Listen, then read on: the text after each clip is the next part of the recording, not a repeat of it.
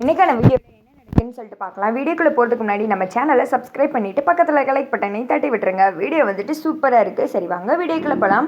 First சீனில் வந்துட்டு மாயாவும் தனமும் பேசிகிட்டு இருக்காங்களே, அந்த சீன் தான் காமிச்சிட்ருக்காங்க. மாயா, நீ இந்த குடும்பத்துக்காக ரொம்ப பெரிய முடிவெடுத்திருக்க. நீ சொல்கிற பாயிண்டெல்லாம் வேலிட் பாயிண்டாக தான் இருக்குது. ஆனால் உன்னோட லைஃபையே நீ விட்டு கொடுக்க போறியா அப்படின்னு சொல்லிட்டு இருக்க. மாயா வந்துட்டு அமைதியாகவே ஃபீல் பண்ணி அழுதுட்டு இருக்காங்க. நாளைக்கு உன் அப்பாவா பெரியப்பாவான்னு பார்க்கும்போது நீ என்ன தான் சொல்ல போகிற? உன் அப்பா சொன்னதெல்லாம் உண்மைன்னு சொல்ல போறியா பொய்ன்னு சொல்ல போறியா அப்படின்னு சொல்லிட்டு தானே கேட்குறாங்க. அப்பா சொல்கிறதெல்லாம் பொய்ன்னு தான் சொல்ல போகிறேன் அப்படின்னு சொல்ல மாயாவை கட்டிப்பிடிச்சு அழுகுறாங்க.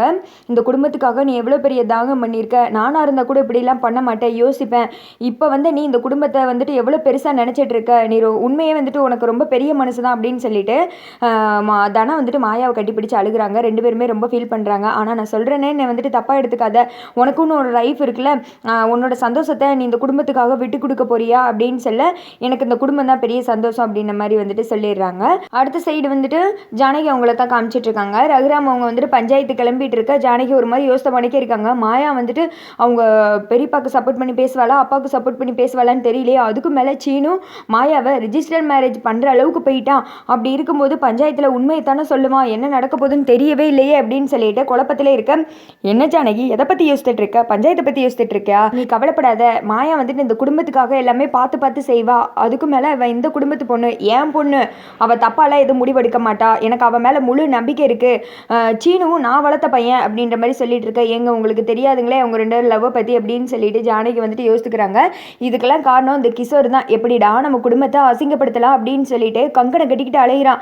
ஏன்னா அவளோட பொண்ணே அவன் புத்தி தெரிஞ்சு தூரத்துக்கு போட்டல, அந்த ஆத்திரம் தான். நீ எதுக்கு கவலைப்படாத, பஞ்சாயத்து நமக்கு வந்துட்டு சாதகமாக தான் அமையும் அப்படின்ற மாதிரி சொல்ல ஜானகி வந்துட்டு ஒரு மாதிரி ஃபீல் பண்ணிகிட்டே நின்றுட்டு இருக்காங்க. அந்த சைடா சீனுவோட அப்பாவையும் சீனுவையும் காமிச்சிட்டு இருக்காங்க. ஜீனு, இங்கே பாரு, என்ன யோசிச்சுட்டு இருக்க? உன் வாழ்க்கைக்கு ஒரு நல்ல வழி கிடைக்க போகுது. சம்மந்தியே உனக்கு ஒரு ரூட் எடுத்து கொடுத்து விட்டாரு. ஒழுங்கா பஞ்சாயத்தில் போய் உண்மையை ஒத்துக்கோ அப்படின்னு சொல்ல, அப்பா என்னோட சுயநலத்துக்காக நான் எப்படிப்பா ஒத்துக்க முடியும்? மாமா நிலைமை நினச்சி பார்த்தா எனக்கு ரொம்ப கவலையாக இருக்குது அப்படின்னு சொல்லிட்டு இருக்கா. இங்கே பாருடா, அவரை வந்துட்டு சாதாரணமாக நினைக்காத. அவர் உன்னை வளர்த்தவருடா. என்னதான் இப்போ கோவம் இருந்தாலும் அதுக்கடுத்து உன்னை பிரிஞ்சு இருக்க முடியாது. அம்மா அப்பா எங்களால் கூட உன்னை பிரிஞ்சு இருக்க முடியும், அவரால் இருக்க முடியாதுடா. இப்போ விட்டேன்னா உன்னோட வாழ்க்கை உன் கை கிடைக்காது. அதனால தான் சொல்கிறேன், எப்படியாவது அவங்க சொல்லும்போது ஆமாம் நான் வந்துட்டு மாயாவை தான் லவ் பண்ணேன்னு சொல்லிட்டு உண்மையை ஒத்துக்கோ. ஏன்னா மாயா மாதிரி ஒரு பொண்ணு வந்துட்டு உனக்கு இனிமேல் கிடைக்கவே மாட்டா. அவள் ரொம்ப நல்ல பொண்ணுடா. அத்தனை பேர் கூட உன்னை அசிங்கப்படுத்தி எத்தனோ டைம் பேசியிருக்காங்க. குடும்பத்து முன்னாடி சாரு கூட நீ வந்துட்டு ஒன்றும் இல்லாதவன் அப்படின்லாம் சொல்லி பேசியிருக்காங்க. அந்த இடத்துல உனக்காக சப்போர்ட் பண்ணி பேசினது மாயா மட்டும்தான். மாயா உன் வாழ்க்கையில் இருந்தால் உனக்கு எப்போவுமே நீ வெற்றி தாண்டா அப்படின்ற மாதிரி சொல்லிட்டு இருக்க. சீனு வந்துட்டு ஒரு மாதிரி யோசனையில இருக்காங்க. அடுத்த சைடு தனம் வர்றாங்க மாயா கிட்ட. மாயா கிளம்பலாமா, வீட்டில் எல்லாருமே ரெடியாக இருக்காங்க பஞ்சாயத்துக்கு அப்படின்னு சொல்ல போகலாம் அப்படின்னு சொல்லிட்டு மாயாவும் கிளம்புறதுக்காக வர்றாங்க. மாயா, ஒரு நிமிஷம் இங்கே பாரு, நம்மளை சுற்றி ஏதோ ஒரு பிரச்சனை நடந்துக்கிட்டே தான் இருக்கும். அதுக்காக நம்ம வந்துட்டு அவங்க சொல்கிறத தலையாட்டிகிட்டு இருக்க முடியாது. உன் மனசில் என்ன தோணுதோ நீ அதை மட்டும் சரின்னு கேளு, மற்ற யார் பேச்சையும் கேட்காத அப்படின்னு சொல்லிட்டு. இது யார் சொல்கிறதுன்னு யோசித்து பார்க்குறியா? என்ன மாயா யோசிக்கிற? இது நீ எனக்கு சொன்னது தான். ஆனால் இப்போ நான் உனக்கு சொல்ல வேண்டிய சூழ்நிலை வந்துருச்சுல. சரி நீ கவலைப்படாதவா அப்படின்னு சொல்லிட்டு கீழே கூட்டு போகிறாங்க. ஃபேமிலி எல்லாருமே வந்துட்டு ஒன்று கூடுறாங்க. அப்போ வந்துட்டு ரகுராம் அவங்க சொல்கிறாங்க, மாயா சீனு இங்கே பாருங்கள், ஒரு பொய் வந்துட்டு தற்காலிகமாக ஒரு விஷயத்தை காப்பாற்றும். ஆனால் உண்மையான நேரத்தில் வந்துட்டு அது கை கொடுக்காது. உங்கள் ரெண்டு பேரையும் தூக்கி போட்டு உடைச்சிரும்.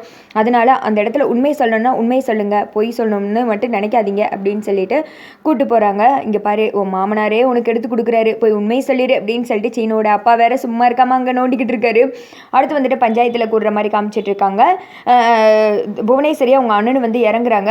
என்னம்மா, அந்த ரகுராமோட மானம் கப்பலில் ஏறுறதை வந்துட்டு பார்க்க ஆசையாக இருக்கே அப்படின்னு சொல்ல, அதுக்கு தானே நீ வந்திருக்கோம் அப்படின்னு சொல்லிட்டு நக்கல் பண்ணி சிரிச்சுக்கிட்டு இருக்கா.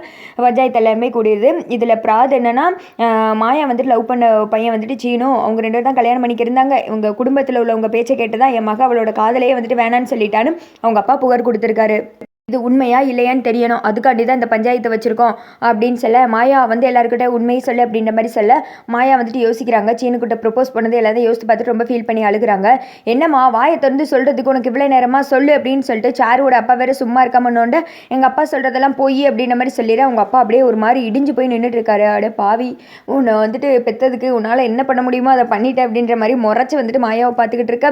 சீனுவையும் வந்துட்டு மாயா பார்த்துட்டு விலகி அந்த பக்கம் போய் நின்றுக்கிறாங்க. என்னன்னே இவன் குபீர்னு இப்படி வந்துட்டு பாயிண்டை மாற்றி போட்டா அப்படின்னு சொல்லிட்டு புவனேஸ்வரி வந்துட்டு இப்போ வந்து பஞ்சாயத்து யார் பேரில் இருக்குது, சீனு பேர்லேயும் தானே, நாளை பின்ன அவர் மூலயமா ஏதாவது வம்பிழுத்தா என்ன பண்ணுறது, சீனு வாயால் உண்மையை கேட்டுக்கிறோம் அப்படின்னு சொல்ல, ஆமாப்பா சீனு நீ வந்து உண்மையை சொல்லிடு, இவர் சொன்னது உண்மையா பொய்யா நீங்கள் சொல்லிட்டீங்கன்னா இந்த பஞ்சாயத்தை முடிச்சிடலாம் அப்படின்ற மாதிரி சொல்ல, சீனு வந்துட்டு எல்லாரையும் மாற்றி மாற்றி பார்த்து ஃபீல் பண்ணிகிட்டே இருக்காங்க. இந்த பக்கம் சாரு விட அப்பா இவனை நம்ப முடியாது, உண்மையை சொல்லிடுவானோ அப்படின்னு சொல்லிட்டு 2 பேரும் குசு குசுன்னு பேசிகிட்டு இருக்கு. அதோட பார்த்தீங்கன்னா வீடியோ வந்துட்டு முடிஞ்சிருது.